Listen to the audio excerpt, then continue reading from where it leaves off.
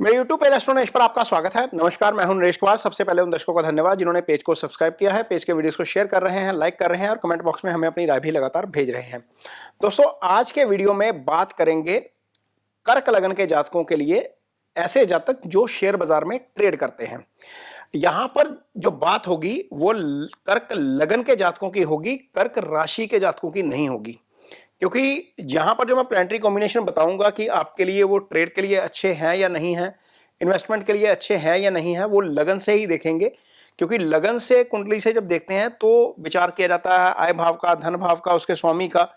तो यदि हम इसको चंद्र कुंडली पे ले जाएंगे तो बहुत सारी चीजें जो है वो डिफरेंट हो जाएंगी। तो लगन से ही यहां पर विचार करेंगे कि कर्क लगन के जातकों में ऐसे कौन से कॉम्बिनेशन होने चाहिए जो ट्रेड के लिए अच्छे हैं, और ऐसे कौन से कॉम्बिनेशन है जो ट्रेड के लिए अच्छे नहीं है, या आप स्पेकुलेशन के लिए बोले अच्छे नहीं है।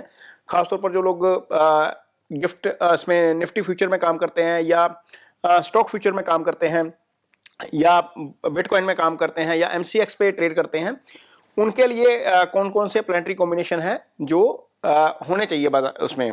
यदि ये कॉम्बिनेशन नहीं है तो आपको उनमें से इससे थोड़ा सा दूर रहना चाहिए। तो सबसे पहला जो प्लैनेट है जो जिम्मेवार होता है ट्रेड के लिए, वो होता है चंद्रमा आपका। क्योंकि चंद्रमा मन का कारक होता है और चंद्रमा से ही आपका ग्रीड एंड फियर आता है मन में। कर्क लगन जो है वो उसका स्वामी भी खैर खुद चंद्रमा ही है। तो चंद्रमा की पोजीशन आपकी कुंडली में यदि अच्छी है तो आप जल्दी से ग्रीड एंड फेयर का शिकार नहीं होते। तो सब इसको चेक कैसे करेंगे? सबसे पहले नंगी आंख से ऐसे कैसे पता लगेगा? तो मान लीजिए आपका कर्क लगन की ही कुंडली है, ये कुंडली आपके सामने है। यदि आपकी कुंडली में चंद्रमा के बाएं या दाएं सूर्य है तो आपका चंद्रमा वीक है। चंद्रमा से 12वें भाव में हो सकता है, चंद्रमा से दूसरे भाव में होता है, तो ये तो बिल्कुल वीक वाली स्थिति में आ जाएगा। इवन यदि आपका चंद्रमा 11 में भी राशि में बैठा है, कर्क राशि में बैठा है, तो यदि आपका सूर्य 2 राशि पे यानी कि 11वें भाव में भी है, या आपका कन्या राशि में भी है, तो भी चंद्रमा वीक हो जाएगा। उसका रीजन यह है कि ऐसी स्थिति में आपका चंद्रमा सूर्य से बहुत ज्यादा दूर नहीं जाएगा। जब हम दो बड़े निवेशकों की कुंडली का विश्लेषण करते हैं जो जिनका नाम है इन्वेस्टमेंट की दुनिया में, चाहे हम वारन बफे की बात कर लें या फिर हम दिवंगत झुनझुनवाला की बात कर लें, राकेश झुनझुनवाला, उनकी कुंडलियां यदि हम देखते हैं तो वारन बफे की कुंडली में हम देखते हैं कि चंद्रमा और सूर्य की पोजीशन जो है वो 90 डिग्री दूर है, मींस 90 डिग्री के आसपास, 99 डिग्री दूर है। और यदि हम राकेश झुनझुनवाला जी की कुंडली देखते हैं तो वहां पर सूर्य और चंद्रमा का डिस्टेंस 130 डिग्री का है। तो होता क्या है, जब सूर्य चंद्रमा से दूर चला जाता है तो चंद्रमा की स्थिति मजबूत हो जाती है। चंद्रमा की स्थिति मजबूत होती है तो आप फैसले जो है वो ठीक तरीके से ले पाते हैं, खासतौर पर ट्रेडिंग के टर्म्स में। आप ग्रीड में सौदा नहीं काटते, आप फेयर में सौदा नहीं काटते। जब चंद्रमा खराब होता है तो पता लगता है कि 100 का शेयर खरीदा, 110 पे गया, प्रॉफिट बुक नहीं किया और वो शेयर दोबारा 90 पे आ गया। ये इंट्राडे की बात कर रहा हूं, क्योंकि हम ग्रिड में फंस जाते हैं कि 110 पे आया, 120 पे चला जाएगा। और जब हम फेयर में आते हैं, मान लीजिए 100 का शेयर खरीदा, नीचे आया 90 के आसपास, वहां पर हमने पोजीशन काट दी, वही वहां से स्विंग मारता है, दोबारा वापस आता है और 120 पे चला जाता है, आप उसमें भी नुकसान में हो जाते हो। तो सेबी भी ये बताता है कि जो ऑप्शन ट्रेडर हैं या जो फ्यूचर्स में काम करते हैं वो 90% लॉस करके निकलते हैं। उसका मेजर कारण यही होता है कि आपका चंद्रमा खराब होता है, आप डिसीजन टाइम पे नहीं ले पाते। तो एक तो यह है कि यदि आपका लगन कर्क है तो चंद्रमा और सूर्य, चंद्रमा कहीं पर भी पड़े हो सकते हैं, दशम में पड़े हैं तो आपका सूर्य सप्तम में होना चाहिए या लगन में होना चाहिए। ये कम से कम 100 डिग्री के बीच बीच में आ जाएगा। या कहीं पर भी सूर्य चंद्रमा आमने सामने है तो भी जो है वो दूर चले जाएंगे, वो तो 180 पे चले जाएंगे। खैर वो ज्यादा अच्छा हो जाएगा, वो पूर्णिमा का जन्म हो जाएगा। इसके अलावा क्या होता है, आपकी कुंडली में 12वां भाव जो होता है वो स्पेकुलेशन का भाव होता है, जहां से हम जो एमसीएक्स वाले ट्रेड देखते हैं या फिर आप फ्यूचर के ट्रेड देखते हैं या ऑप्शंस के जो ट्रेड देखते हैं, वो सारी स्पेकुलेशन में आती है। तो 12वां भाव स्पेकुलेशन का भाव है।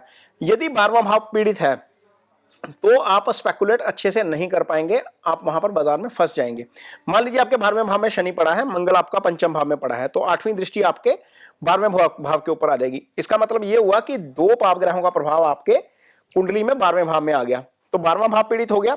सेम स्थिति यदि मंगल शनि ही 12वें में चले गए, या मान लीजिए शनि बैठा है आपके 12 में और राहु आपका 4th हाउस में बैठा है, वो 5वीं दृष्टि से उसको देखेगा, या 9वीं दृष्टि उसको मान लीजिए 9वीं दृष्टि से उसको देखेगा, तो वो जो है पीड़ित कर देगा 12वें भाव को।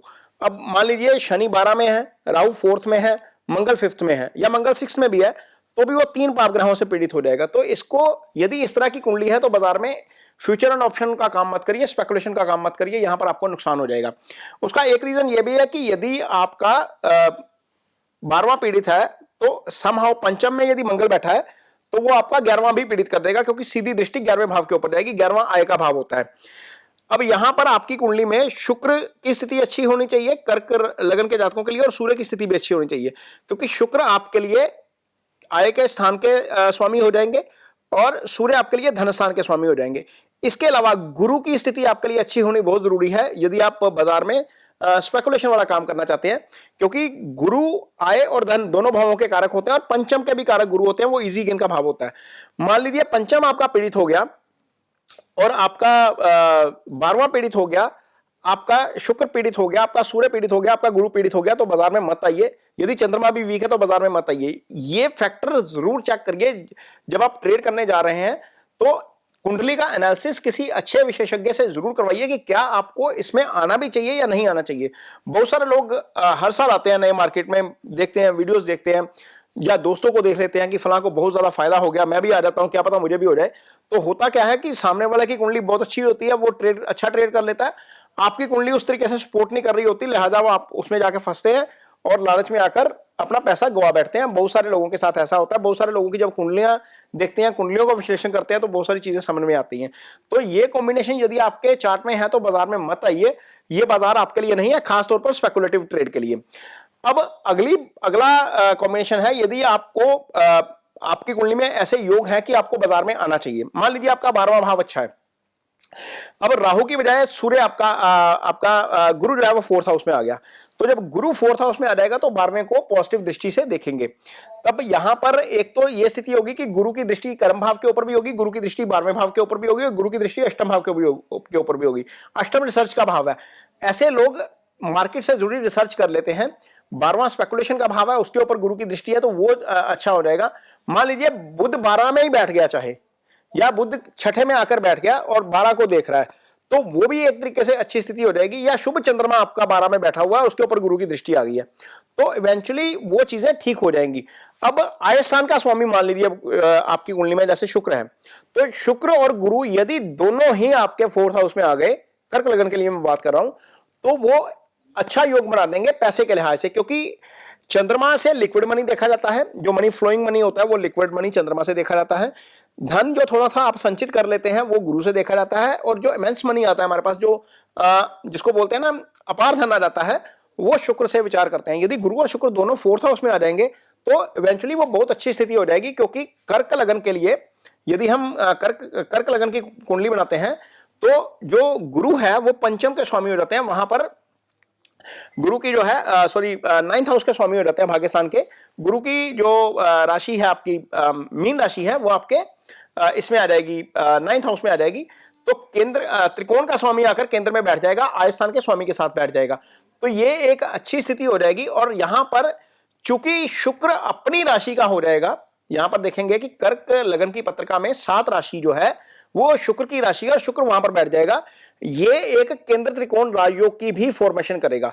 तो जब केंद्र त्रिकोण राजयोग की फॉर्मेशन हो जाएगी, दोनों धन के कारक ग्रह एक साथ केंद्र में आ जाएंगे, तो ये एक अच्छी स्थिति पैदा कर देंगे मार्केट में काम करने के लिए। लेकिन इसमें भी कंडीशन ये है कि आपका चंद्रमा भी शुभ होना चाहिए। यदि चंद्रमा भी शुभ है, मान लीजिए सूर्य लगन में बैठा हुआ है धन स्थान का स्वामी होकर, कर्क लगन की पत्रिका है ये, और आपका चंद्रमा पड़ा हुआ है सामने मेष राशि में दशम भाव में, और गुरु और शुक्र जो है वो दोनों उसको देख रहे हैं, तो ये स्थिति आपके लिए आइडियल स्थिति हो जाएगी। ये ऐसा व्यक्ति यदि बाजार में ट्रेड करने जाएगा तो वो निश्चित तौर पर पैसा कमाकर निकलेगा, वहां पर नुकसान होने के योग नहीं है। नुकसान सिर्फ एक स्थिति में होगा, यदि ये कॉम्बिनेशन भी बना हुआ है और शनि मंगल 12 पड़े हुए हैं, तो हो सकता है कि नुकसान हो जाए, या शनि मंगल 6ठे पड़े हुए हैं, तो चूंकि 6ठा भाव रोग ऋण शत्रु का भाव होता है, तो वहां पर पैसा फंसने वाले योग ज्यादा बन जाते हैं। 12वें को दोनों एक्टिव कर देंगे। तो 12वां भाव आपका शुभ प्रभाव में होना चाहिए, आपका धन भाव शुभ प्रभाव में होना चाहिए, धन भाव का स्वामी शुभ प्रभाव में होना चाहिए। अब यहां पर जो मैंने कॉम्बिनेशन बताया कि कर्क लगन में सूर्य यदि लगन में आ जाए तो धन स्थान का स्वामी केंद्र में आ गया, चंद्रमा आपका लगन का स्वामी होकर दशम में चला गया, उसके ऊपर गुरु और शुक्र की दृष्टि आ गई, तो केंद्र त्रिकोण राजयोग, और यहां पर चंद्रमा के ऊपर लग्नेश के ऊपर उसकी दृष्टि आ गई।